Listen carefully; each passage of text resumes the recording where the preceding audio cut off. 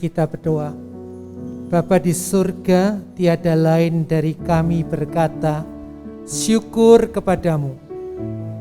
Karena hari lepas hari, bulan lewat bulan, tahun lewat tahun, kami sudah boleh tiba di hari ini. Minggu pertama bulan Oktober, hanya karena anugerah-Mu. Dan kami ingin mengkoreksi, memeriksa diri kami kembali di depan firman-Mu, supaya kami lebih bersyukur, kami bisa berbenah diri dalam kehidupan kami di hadapan-Mu ya Tuhan Yesus. Pimpin dengan Roh Kudus untuk kami menyambut firman-Mu dengan sukacita. Dalam nama Yesus Kristus, amin. Shalom. Ya Bapak Ibu, hari ini tema yang disediakan gereja berkaitan dengan persembahan, khususnya persepuluhan. Kita akan buka Roma 12 ayat yang pertama.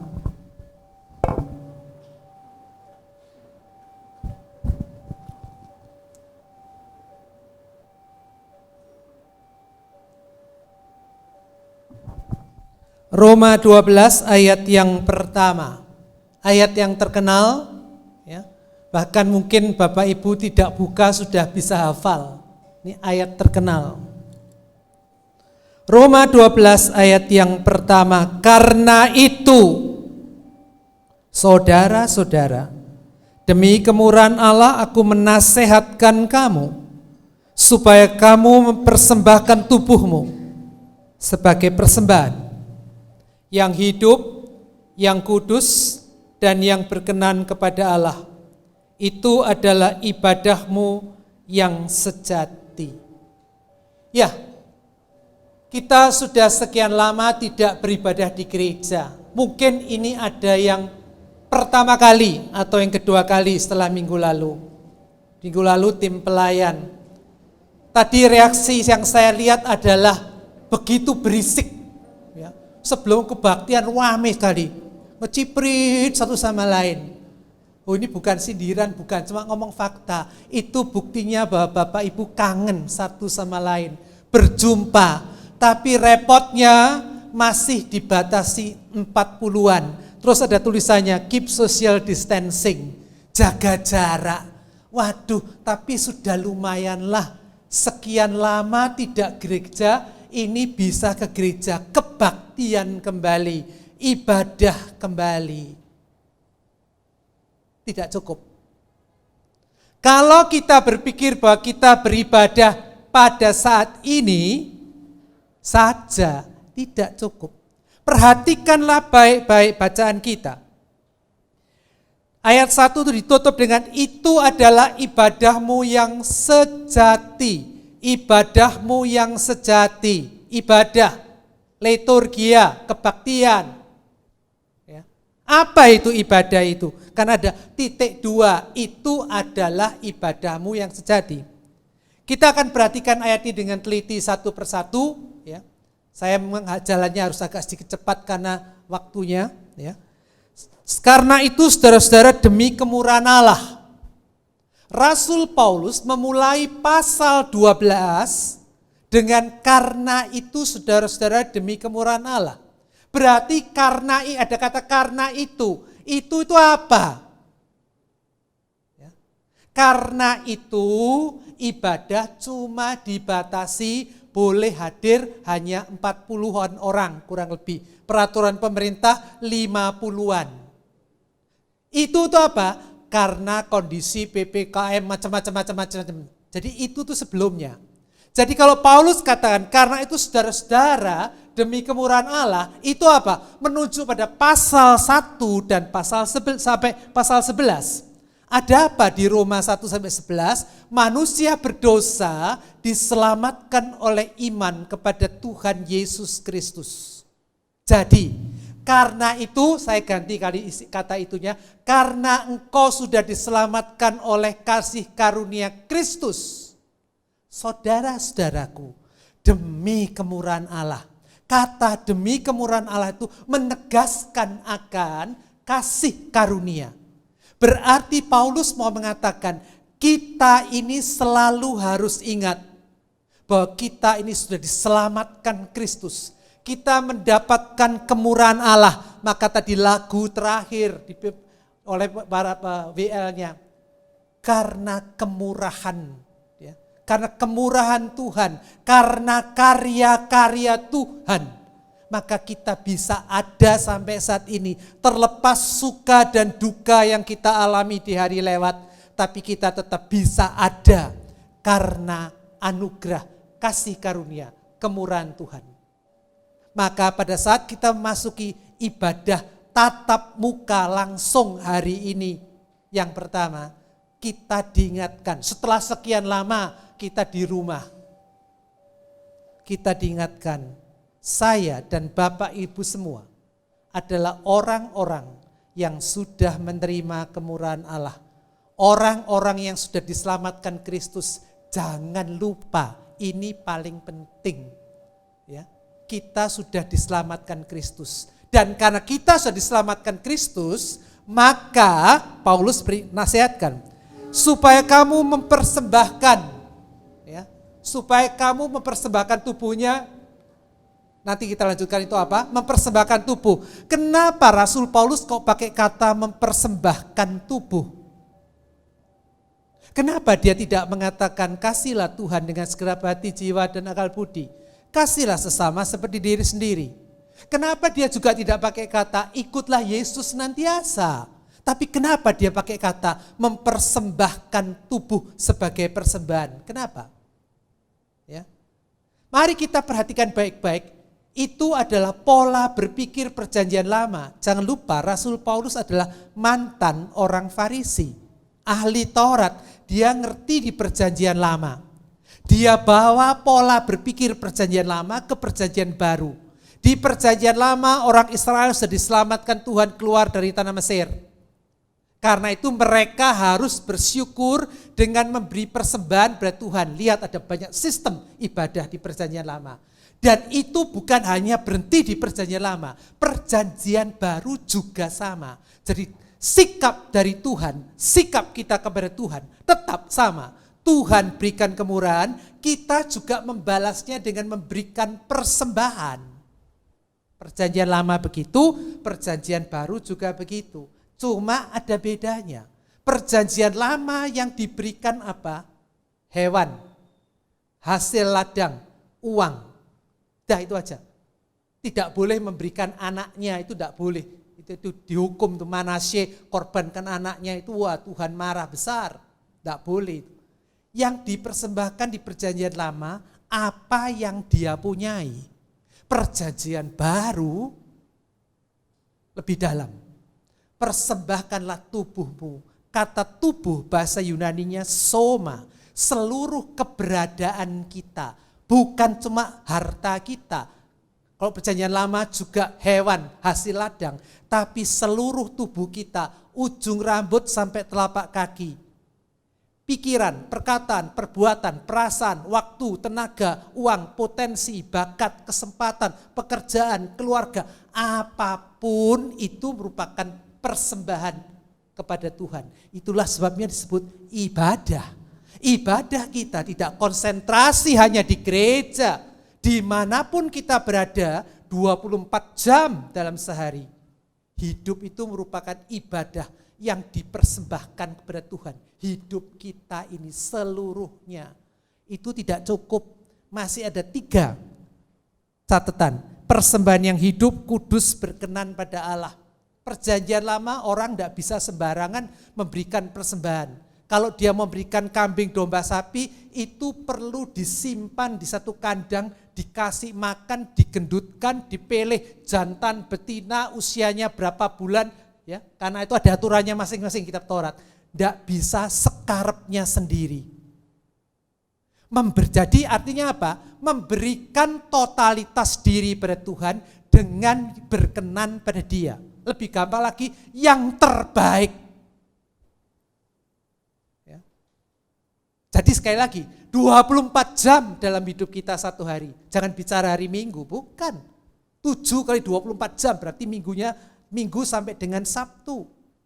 24 jam kali 7 memberikan diri yang terbaik. Itu ibadah. Nah, sekarang yang menjadi tema yang diminta bahas khusus ya, pembahasan khusus kembali diminta oleh gereja adalah mengenai persembahan. Ya. Kalau kita bicara potensi, waktu, tenaga, sudah jelas semua tahu, kita kasih persembahan. Itu pertanyaannya, berapa banyak? Nah, kira-kira ada yang mau jawab? Saya tanya pada Bapak, masker hitam, baju putih, ada garis-garis segitiga macam-macam hitam, putih. Berapa banyak yang diberikan? Ya? Memang sulit, kayak masker ngomongnya itu tidak bisa jelas karena tertutup, kecuali super mic. Jawabannya adalah berapa? 100%.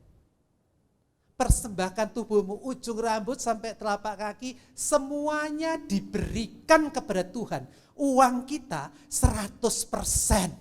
Dan 100% itu tidak cukup.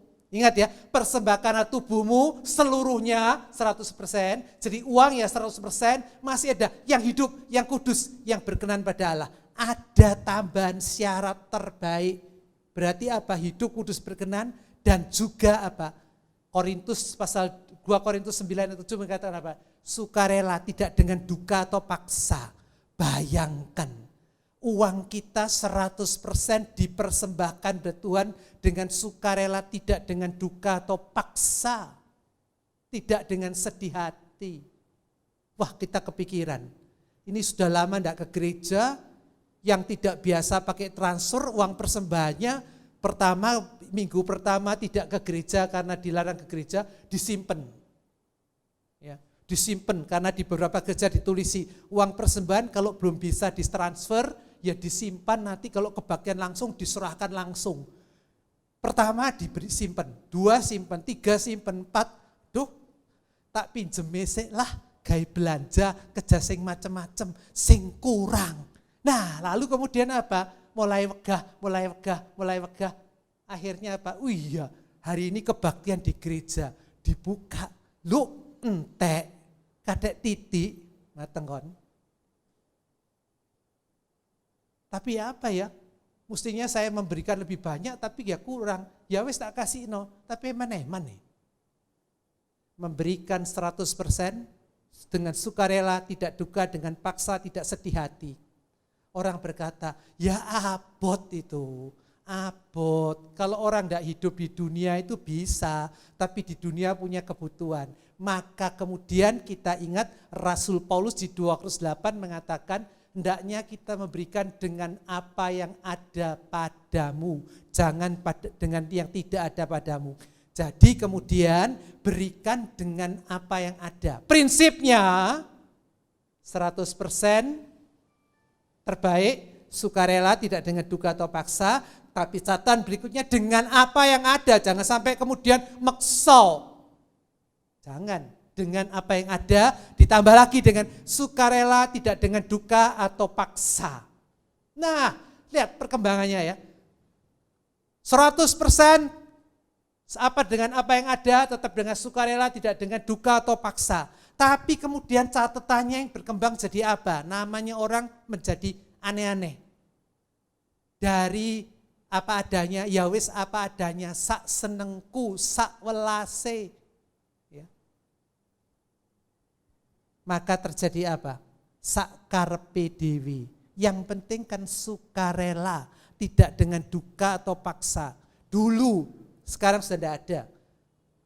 Lagu sekolah minggu, persembahan kami sedikit sekali, kiranya Tuhan terimalah dengan senang hati.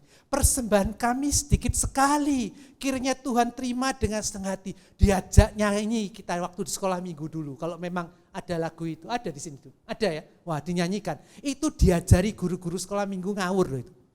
Kalau sini ada guru sekolah minggunya bertobat. Berarti apa? Yang penting kita beri dengan sukarela, Allah akan terima dengan sukacita, dengan gembira, seadane. Tapi lagu itu sekarang sudah diganti, persembahan kami hari ini, kiranya Tuhan terima dengan senang hati. Bukan persembahan kami sedikit sekali, enggak. Ya, lihat, Orang kalau dikasih kesempatan, ngelamak, sak karepe dhewe, sing penting ngasih sukarela. Lalu jadinya kayak apa kalau sudah kayak gini ini? Nah, maka kita masuk catatan yang kedua. Tadi pertama, berikan yang terbaik, 100% terbaik, ya, dengan sukarela, tidak dengan duka atau paksa, dengan apa yang ada padamu. Catatan yang kedua, kita harus belajar untuk tahu diri. Makanya tadi dikatakan, saudara-saudara, karena engkau sudah diselamatkan Allah demi kemurahan Allah. Tahu dirilah kita, tahu dirilah kita. Kalau saya kata tahu diri, maka kita perlu menyadari siapa diri kita, siapa Tuhan yang sudah bekerja dan beranugerah dalam hidup kita. Maka disinilah kita kemudian belajar kalau sudah tahu diri. Bukan cuma kita memberikan dengan sukarela, tidak dengan duka atau paksa, dengan apa yang ada pada kita. Tetapi kita memakai prinsip ketaatan, disiplin. Saya ulang, taat, disiplin. Berarti itu butuh apa?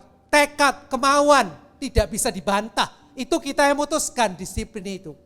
Nah, biasanya pertanyaan disiplin ketaatan itu berapa banyak? Maka orang biasanya diajak untuk melihat kepada Alkitab. Berapa banyak sih yang dipersembahkan? Perjanjian Lama dilihat. Abraham ketemu Imam Melkisedek. Dia memberikan 1/10 hasil jaran kemenangan perangnya. 1/10, 10% gampangnya. Yakub di Betel, waktu dia tidur mimpi Tuhan hadir dalam dirinya lewat tangga naik turun, dia berkata, kalau nanti aku sudah menjadi orang sukses dan seterusnya, akan kuberikan 1/10, 10%. Lalu kitab Imamat berbicara, bawalah persembahan persepuluhan, 1/10. Maka orang kemudian berkata, wah kita pinjam aja perjanjian lama, 10%. Perjanjian baru, tidak pernah disebutkan angka persepuluhan. Cuma teguran yang diberikan ada. Engkau memberikan persembahan perpuluhan, tapi engkau melakukan ini, dan seterusnya. Perjanjian baru apa? 100%. Jangan lupa. Perjanjian lama tekanannya pada persembahan persepuluhan, selain juga persembahan-persembahan lain ya, ada macam-macam. Tapi tekanannya pada persepuluhan. Nah, kita bisa pinjam angka persepuluhan itu 10%. Menjadi disiplin diri kita, target kita. Saya akan memberikan 1/10 dari apa yang ada, yang kuterima dari Tuhan kepada Dia. Target kita. Biasanya akan muncul pertanyaan-pertanyaan. Jadi disiplin persepuluhan. Nah, ada yang bertanya, 10% itu kok kemen sih? Terlalu banyak, berat. Kalau Bapak Ibu merasa itu berat, berarti kan tidak dengan sukarela, tidak dengan sukacita, dan tidak dengan apa yang ada padamu. Jangan berikan 10%. Mau kurang? Boleh, tapi tahu dirilah. Betul enggak saya ini kurang? Sekali lagi, kuncinya kata tahu diri, kurang. Saya enggak mampu 10%. Ya saya mau berikan berapa, terserah. Tapi ngomong sama Tuhan.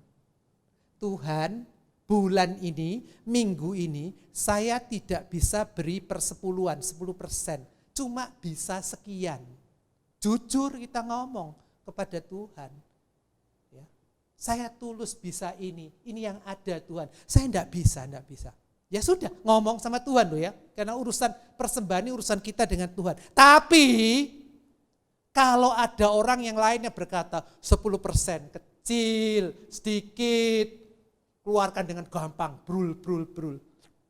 Cuma itu toh salah, dia tidak tahu diri. Kalau dia bisa berikan 20%, dia tahu berkat Tuhan banyak, melimpah, dia bisa beri 20%, bisa 50%, bisa 100%, berikan 100%. Siapa tahu penghasilan kita bulan ini besar sekali. Maka kita lihat, saya masih punya cadangan uang dari bulan sebelumnya. Saya mau berikan kepada gereja misalnya. 100%. Berikan. Kuncinya tahu diri. Siapa saya sudah diberkati Tuhan. Siapa Tuhan yang sudah memberkati saya. Jadi jangan dikunci dengan angka 10%. bisa kurang, bisa lebih. Tapi kenapa ditawarkan 10%? Itu kita pinjam perjanjian lama untuk disiplin ketaatan. Bisa paham Bapak Ibu maksud saya? Ya.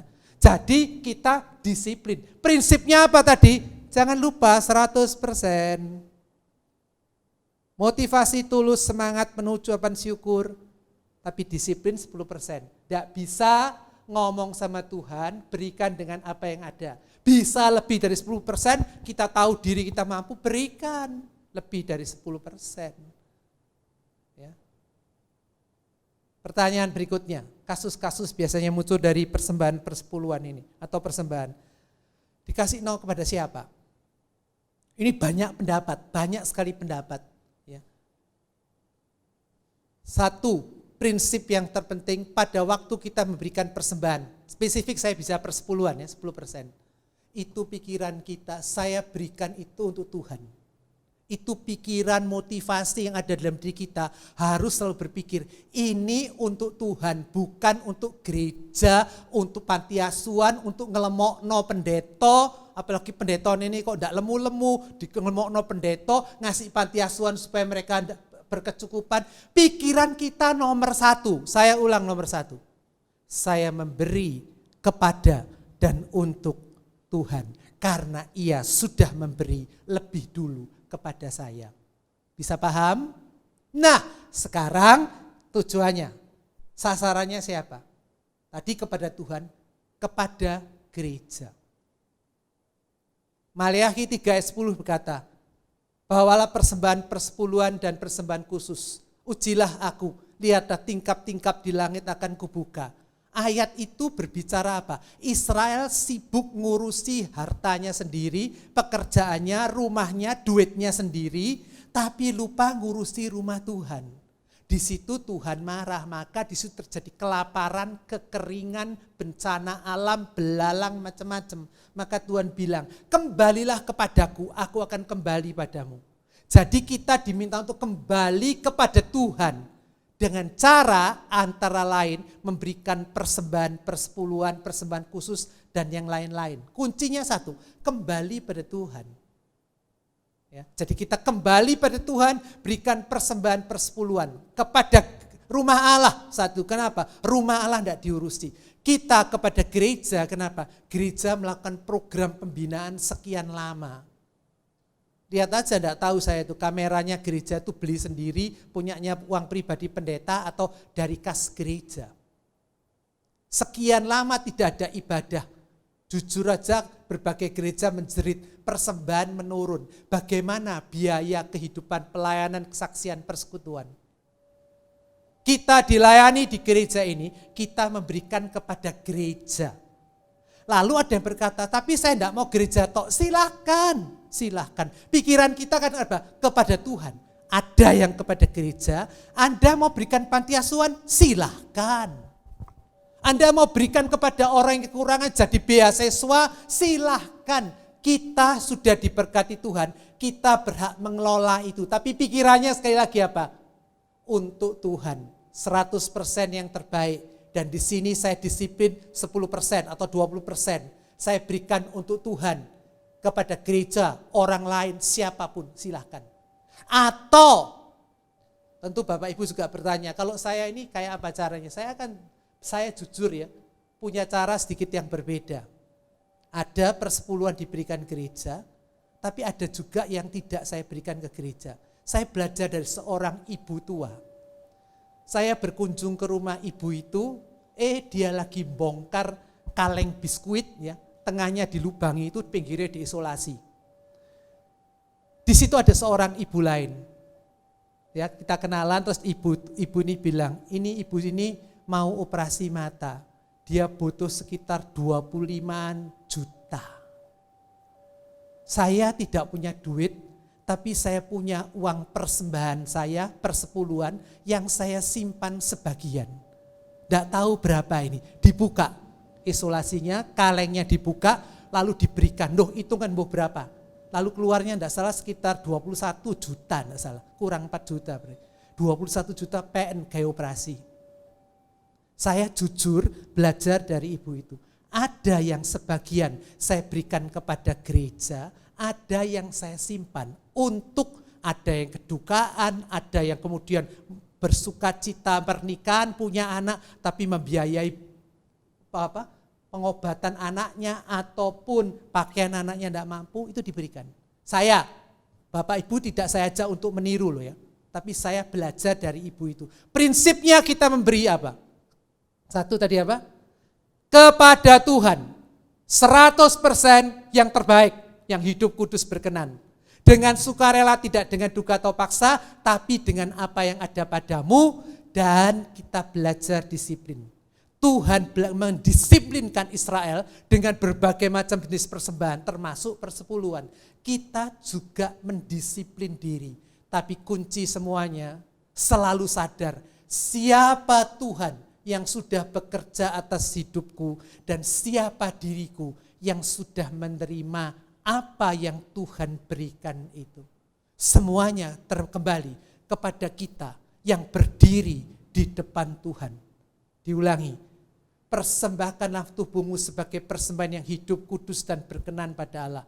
Itu ibadahmu yang sejati. Kenapa? Karena kemurahan Allah. Pikirkan, nanti kelihatannya memasukkan persembahan ke sana. Sadarilah itu untuk Tuhan. Berikan yang terbaik. Kalau hari ini mungkin aku sekadung nyimpen duitnya cuma sekian, minggu depan atau minggu berikutnya kalau ada kesempatan beribadah lagi, berikan yang terbaik bagi Tuhan. Sekali lagi, kita sudah terima keselamatan. Sudah terima kemurahan dari Tuhan. Mari kita berdoa. Bapa di surga, terima kasih. Engkau tiada pernah habisnya berkarya dalam hidup kami.